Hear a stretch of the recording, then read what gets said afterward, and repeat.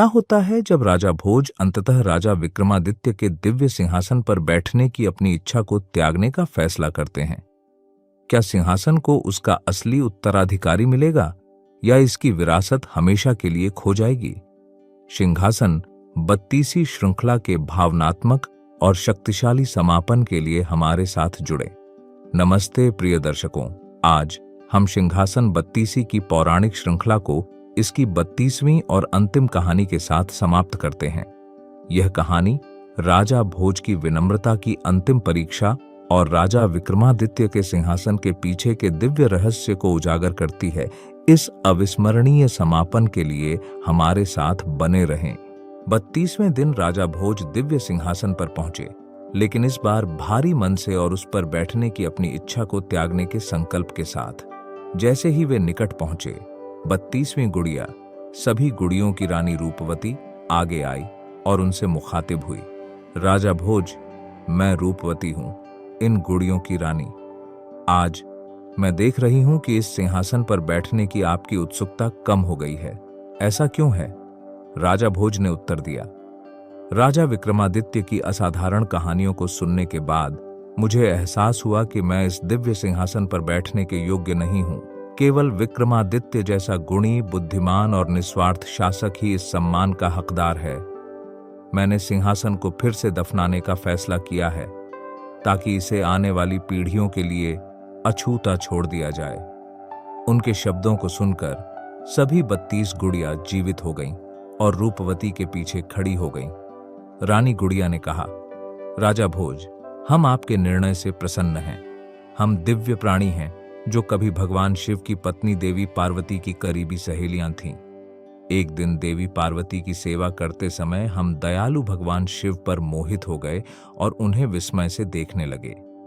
हमारे ध्यान भटकने से क्रोधित होकर देवी पार्वती ने हमें भगवान इंद्र के सिंहासन को सुशोभित करने के लिए बेजान गुड़िया बनने का श्राप दिया। गुड़िया ने आगे कहा, जब हमने दया की याचना की तो देवी ने अपना श्राप कम करते हुए कहा, जब तक राजा भोज इस पर बैठने का प्रयास नहीं करते, तब तक तुम इस सिंहासन को सुशोभित करोगे। तुम में से प्रत्येक को राजा विक्रमादित्य के जीवन से एक कहानी सुनानी होगी। यदि राजा भोज सभी कहानियों को धैर्यपूर्वक सुनेंगे तो तुम श्राप से मुक्त हो जाओगे। आज राजा विक्रमादित्य की दिव्य विरासत के प्रति आपके धैर्य, विनम्रता और सम्मान के कारण आपने हमें हमारे श्राप से मुक्त कर दिया है। राजा भोज, आपने विक्रमादित्य की महानता को दर्शाने वाले गुण दिखाए हैं। जैसे ही उनके शब्द समाप्त हुए, गुड़िया गायब हो गईं। राजा भोज उनकी दिव्य उपस्थिति से विस्मित रह गए।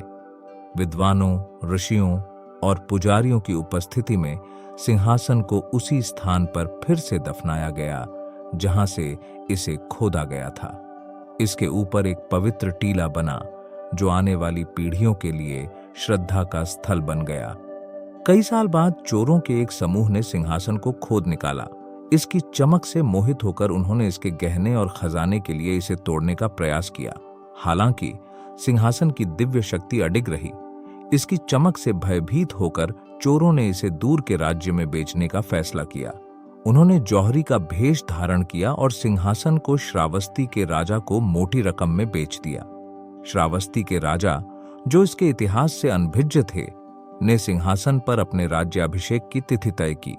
जब सिंहासन के फिर से प्रकट होने की खबर राजा भोज तक पहुंची तो वे सच्चाई का पता लगाने के लिए श्रावस्ती पहुंचे।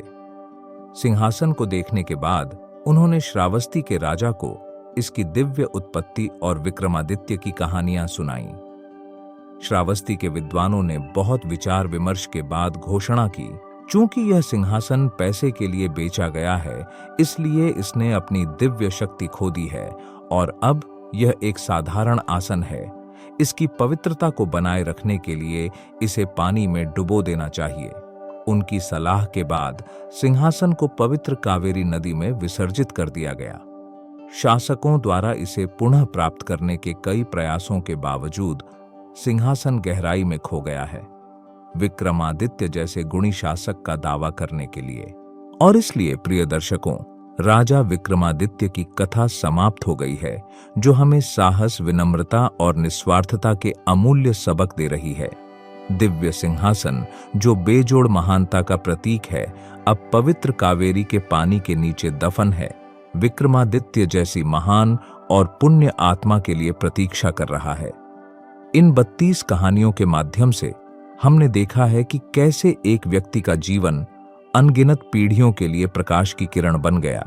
यह केवल एक राजा की कहानी नहीं है, यह धर्म और विनम्रता द्वारा निर्देशित महानता के लिए मानवता की क्षमता की कहानी है।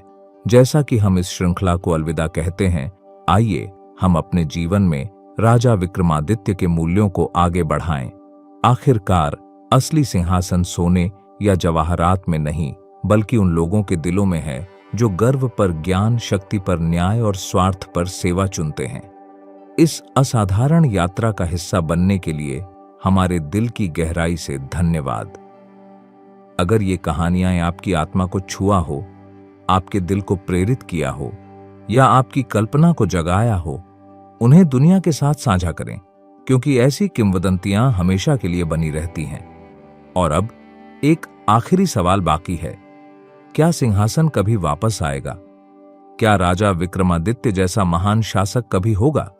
शायद इसका जवाब भविष्य में छिपा है, जो अपने रहस्यों को उजागर करने का इंतजार कर रहा है। लाइक, शेयर और सब्सक्राइब करना न भूलें, क्योंकि हम आपके लिए हमारे इतिहास और पौराणिक कथाओं से और अधिक महान कहानियां लाते रहेंगे। नमस्ते।